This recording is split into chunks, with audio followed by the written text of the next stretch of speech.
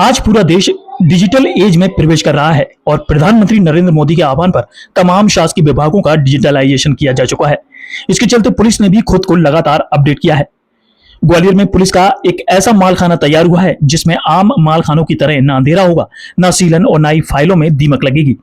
Gwalior police का पहला ई मालखाना पड़ाव थाने में तैयार हो चुका है। अब यहाँ धूल चढ़ी फाइलें नहीं, क्यूआर कोड काम करेंगे। यहाँ सुसज्जित रैक में जब्त हथियार, सबूत और फाइलें नजर आएंगी। एक क्लिक पर ही किसी भी केस की फाइल के बारे में जानकारी मिल जाएगी। वह फाइल किस रैक में किस पंक्ति में रखी है। न तो अब मालखाने से फाइलें गुम होंगी, न ही जब्त सामान के खराब होने की चिंता होगी। ग्वालियर आईजी अरविंद सक्सेना ने डीआईजी और अन्य वरिष्ठ पुलिस अधिकारियों की मौजूदगी में इस ई मालखाने का शुभारंभ किया है। ग्वालियर के पड़ाव थाने में स्थापित हुआ ई मालखाना सिर्फ ग्वालियर ही नहीं बल्कि ग्वालियर चंबल अंचल के 8 जिलों के पुलिस थानों में पहला ई मालखाना है।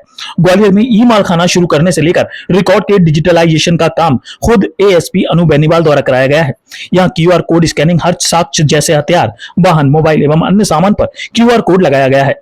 यही क्यूआर कोड केस की फाइल पर है। साक्ष्य रखते समय फोटोग्राफी, ये फोटो इसमें लगेगी।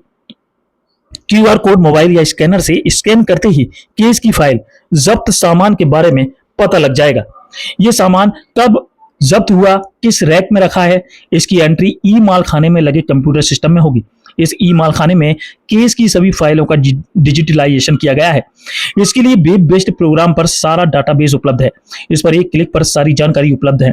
मालखाने को सीसीटीवी कैमरों से लैस किया गया है जिससे इस पर निगरानी रखी जा सकेगी। एसएसपी धर्मवीर सिंह ने बताया कि जो केस प्रॉपर्टी होती हैं वह थाने में मालखाने में रखी जाती हैं। अब तक मालखाने के अंदर किसी भी केस की फाइल, जब्त सामान ढूंढने में कई दिन लग जाते हैं। कई सामान तो चूहे तक उतर जाते हैं। इन परेशानियों से अब पड़ाव थाने का मालखाना मुक्त होगा। अपना थाना पड़ाव में ई मालखाना है, इसका प्रारंभ किया गया है और बेसिकली जो एसपी धर्मवीर सिंह है और एडिशनल एसपी ने मिलकर इसको डेवलप किया। और बेसिकली इसका उद्देश्य ये है कि जो हम माल को जब्त करते हैं, सीज करते हैं, तो उसका विवरण जो है ऑनलाइन हम फिलअप कर देंगे और उसके बाद जो है उस माल पर्टिकुलर का एक क्यूआर कोड मिल जाएगा। उस क्यूआर कोड को जो माल खाने में हमारा माल जिस बॉक्स में रखा गया है या गत्ते के खोखे में रखा गया है, उसके ऊपर उस क्यूआर कोड को हम चस्पा कर देते हैं।